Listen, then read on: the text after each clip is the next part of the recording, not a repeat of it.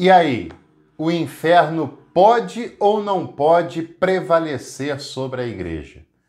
Bom, para tentar responder essa pergunta, eu vou começar lendo a Bíblia.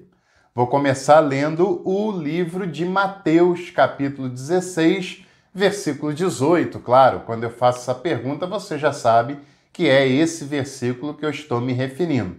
E o texto diz assim, olha: também eu te digo que tu és Pedro, e sobre esta pedra edificarei a minha igreja, e as portas do inferno não prevalecerão contra ela. Bom, Mateus está escrevendo o seu evangelho e ele retrata esse diálogo entre Jesus e Pedro. E essa é uma passagem muito importante que traz reflexões e ensinamentos profundíssimos. E a resposta de Jesus, que foi esse versículo que a gente acabou de ler, é uma resposta em relação ao que Pedro tinha falado.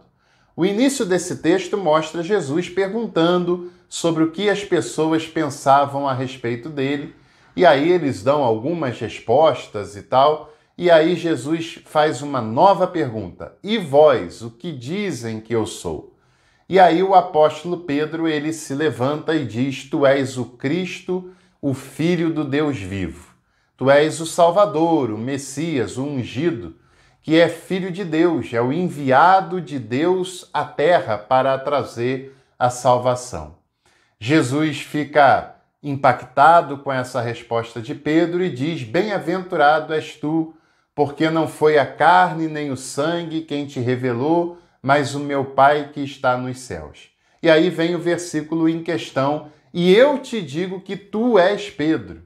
E sobre esta pedra é a afirmativa que Pedro acabou de dizer, que Jesus é o Cristo, Filho do Deus vivo. Sobre esta verdade, ele edificaria a sua igreja. E contra essa igreja edificada por ele, que é dele, as portas do inferno não prevaleceriam. Bom, muitas pessoas acham que esse versículo é a garantia de que a sua igreja local nunca vai terminar, de que a sua denominação nunca vai falir. Mas é claro que não tem nada a ver com isso. E a história dá a cada um de nós exemplos e mais exemplos que provam o contrário. Porque já tiveram várias igrejas locais que acabaram, que desapareceram, que foram extintas. E várias denominações que já não existem mais, outras que estão às portas de não existirem mais, e outras até que deveriam não existir mais pelo conteúdo daquilo que pregam e pelas distorções que fazem na cabeça das pessoas.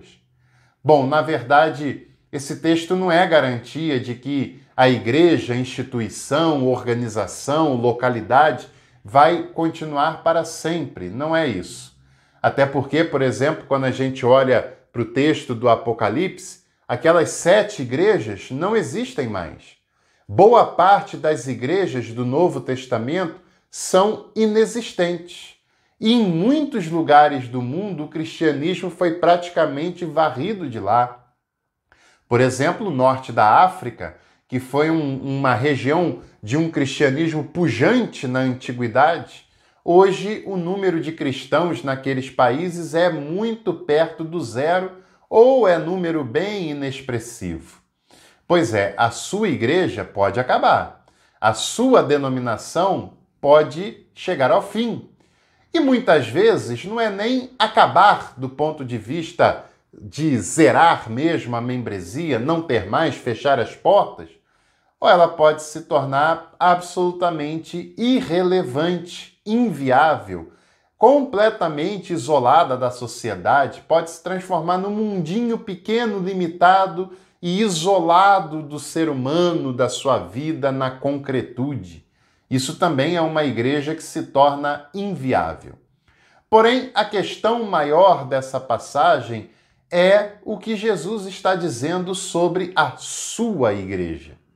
A sua igreja sempre vai existir, sempre vai estar presente.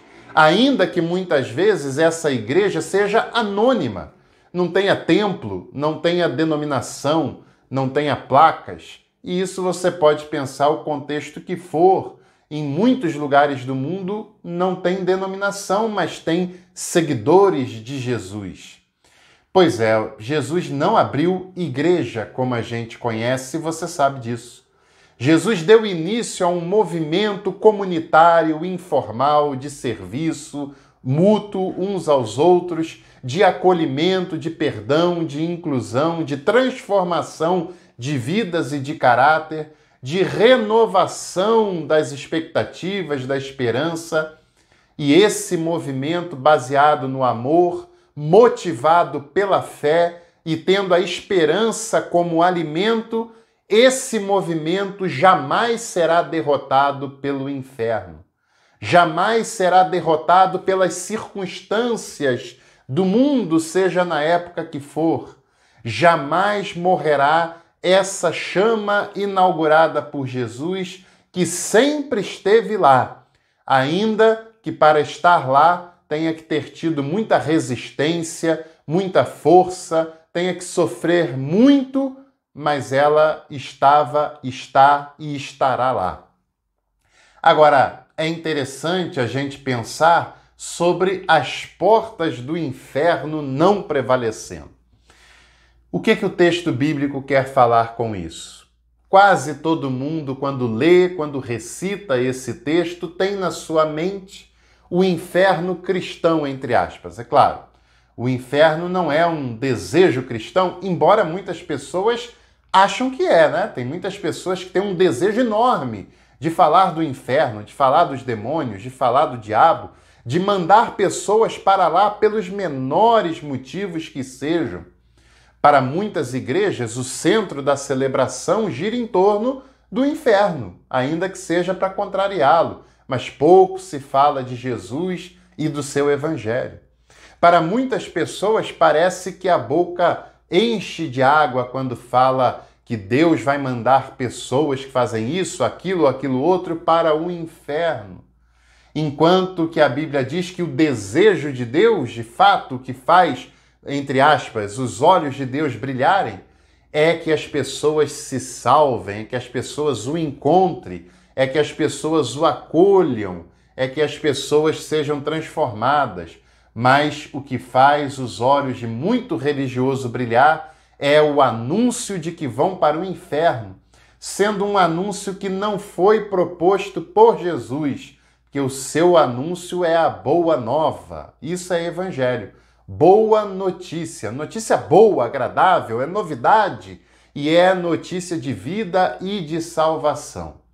Esse inferno aí da tradução do texto não tem nada a ver com esse inferno lá que foi basicamente criado na Idade Medieval, que se baseava no medo, que era um lugar de tormentos, com fogo, com demônios, com o sofrimento, com o diabo torturando as pessoas que sofreriam pela eternidade. Não é esse inferno que está ali no texto de Mateus, não.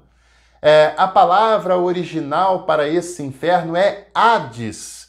E Hades não é esse inferno que você imagina. Hades, naquele contexto, era tão somente o lugar dos mortos, o lugar onde se cria que iriam as pessoas depois da morte. Independente do que tenham sido essas pessoas ao longo da vida, independente dessa questão de diabo, de inferno, de tormento, etc., o Hades era um lugar para onde iam os mortos. Tão somente isso. Quer ver um outro exemplo dessa questão? O credo apostólico, que diz lá que ressuscitou dentre os mortos, né? Que desceu ao inferno. A tradução adequada é desceu à mansão dos mortos. Pois é, o credo fala assim, o credo foi escrito originalmente em grego, e a palavra que lá estava era Hades, que foi traduzido no credo como a mansão dos mortos, porque é isso que o texto quer dizer.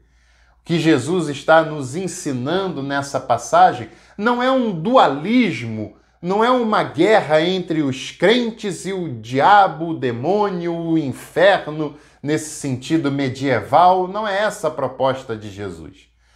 O contraste de Jesus é do segmento que ele está chamando, baseado no amor, no perdão, no acolhimento, motivado pela fé e pela esperança, alimentado pela esperança, que está em contraste com o lugar dos mortos, onde não há vida, onde não há graça, onde não há movimento, onde não há dinamismo, onde é tudo um marasmo, onde há a ausência da vida.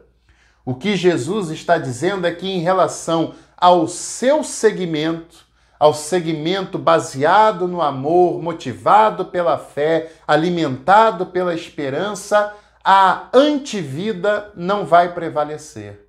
A morte não vai prevalecer. A falta de dinamismo, a falta de frutos, a falta de vida não irá prevalecer sobre esse movimento.